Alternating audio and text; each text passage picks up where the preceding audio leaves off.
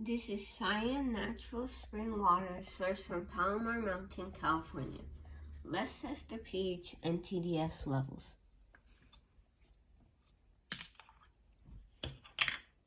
Let's pour some water in.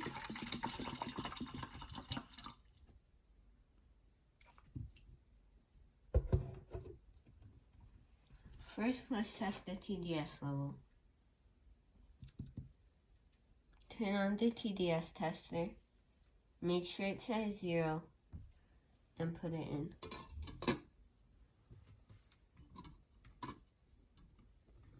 .35.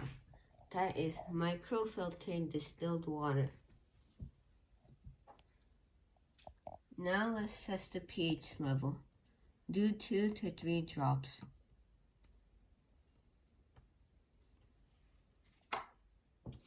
Let's stir it a little for a better result.